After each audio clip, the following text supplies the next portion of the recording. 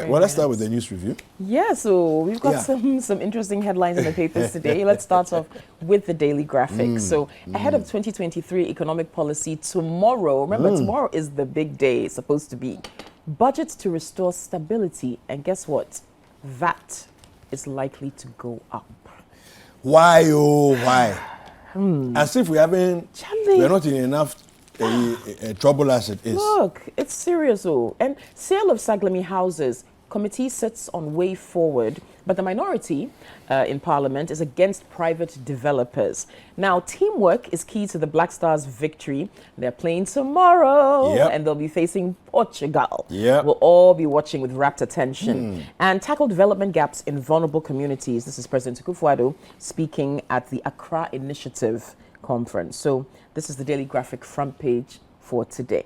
Okay, super. Now we have Stay Off Saglami Housing Project. Minority wants private developers. MNOs block SIM cards in compliance with Communication Ministry Directive. Well, at least mine is still working, so I guess you're properly registered. Home and dry. Growing terror threat in West Africa. Let's adopt an agenda to stop it.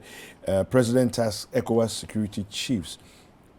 4 arrested over murder of chief and 2 others at Borai Ahimfie. Wow. Okay.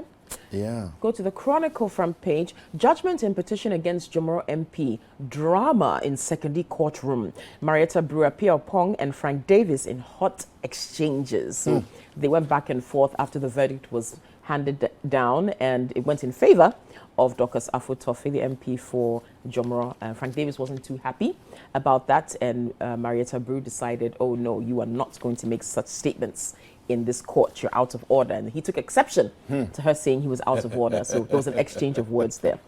Insurgents in Sahel could engulf West Africa, Akufo-Addo warns. Aisha Huang discharged and rearrested. And NDC MPs scare investors from Saglami projects. And Proverbs chapter 20 verse 3, it is an honor for a man to keep aloof from strife, but every fool will be quarreling. Hey. Yeah. Okay, Chronicle. Yeah. Right. No, I like that scripture. Fools quarrel. So don't quarrel. No, just don't quarrel. Don't get into a tiff. Okay. There's no need for it. There's another scripture actually. It says that only by pride cometh contention. So every time you see contention, it means either one or both parties are proud. Yeah. Without pride, there will be no contention. Interesting. The Finder has these headlines here. It says, Nanado calls for Africa-led counter-terrorism initiative. Kenneth Japan appeals to MPP MPs not to boycott 2023 budget. I actually think they're going to do it. Yeah. I think they're going to do it. They're going to either they'll walk out or they won't show up. If they do, then it means what happened last night will be rubbished. After they came to an agreement that, okay, we will wait, we will do as you ask, but you agree that you will relieve him. I think the statement basically said that the president says he will grant their initial request, which was to fire the minister, if they wait until the budget is read and the IMF negotiations are concluded. So they came back yesterday after that crunch meeting and said, okay, this is what we'll agree to. Please come and hear the budget being read. Please deal with government business. Let us conclude negotiations and your request will be granted. It remains to be seen, though. It remains to be seen. The back and forth is crazy with this. Well, page 2 of the Finder has excerpts of 2023 budget revealed. Heavy on property rate. VAT increase. Social protection. Okay, I don't know what about this. It doesn't say anything about social protection. It just says social protection. Okay. I hope there's major interventions in that area, because we were talking about LEAP yesterday. And it's so important for us to shore up the weakest of our population. Failure to pass it will derail much needed IMF bailout. Well, so those are some of the headlines there on the Finder newspaper. All right. The New Crusading Guide front page, allow Keneforiata to read budget. MP rallies colleagues to support president's plan. Also, 7 countries hold strategic confab to find solutions under Accra Initiative, trying to protect our borders and our space. Yeah. The Niowu family doesn't own Achimota forest lands. Remember, there was this whole issue of them wanting to reclaim some of that land. Now there seems to be another conflict here with that. This is crazy. But those are some of the headlines on the front page of the New Crusading Guide today. Yeah. The Republic Press has these stories. It says here, no Alan, no vote. Northern region delegates declare. It's interesting because as for delegates there, like somebody said, fear delegates. Fear them. And they will say it today, no Alan, no vote. And then we will see. Anyway, over 1.2 million children. This story I think we carried yesterday as well. Children in Ghana not attending school. Yes.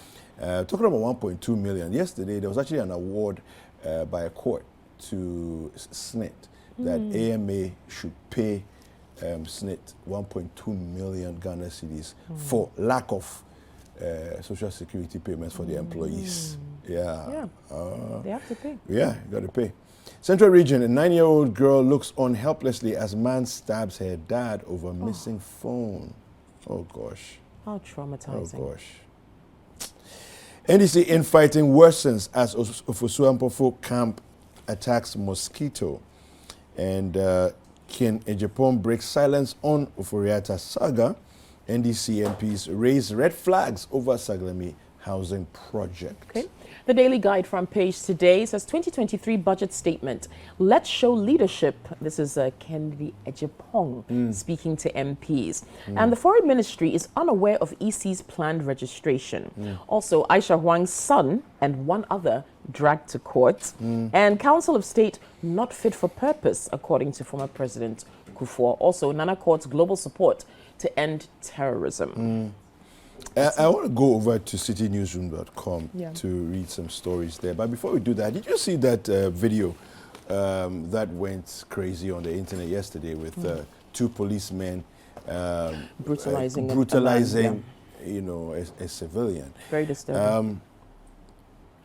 I think this is one of those things where by now, by this morning, those 2 policemen should actually be in the cooler, you know, awaiting investigation. They should not be in their homes walking around feeling free. We need to send the strongest signal for miscreants and misbehaving people that wield power and authority and use and abuse that power. We need to send the strongest signal, you know. And I understand that the professional, you know, investigation body of the police is looking into the matter, right? But that's professional conduct. You are dealing with professional conduct. But there's criminal elements to all of this, right? Where you are assaulting someone as a police officer. That's criminal. Okay, so already the people should have been cuffed and be in counterback somewhere. Near a police station or somewhere, I don't know where. One of them. You should be in counterback. Awaiting their, you know, whatever the investigations will show up. You know, I don't understand why people in uniform, because here's what we are doing. We are trying as much as possible as a nation to improve our relationship with the police as citizens. And there you find some 2 hooligans behaving like this. Listen, I don't know. It just rubbed me the wrong way, you know, watching that video. I was like, nah. Yeah. Government denies reports of special UK troops to Ghana to fight terrorism. That was also trending. You know, there was some statements going around that UK troops are going to be deployed here as part of the Accra Initiative. But the ministry has issued a statement saying that is not accurate. Really? Yeah.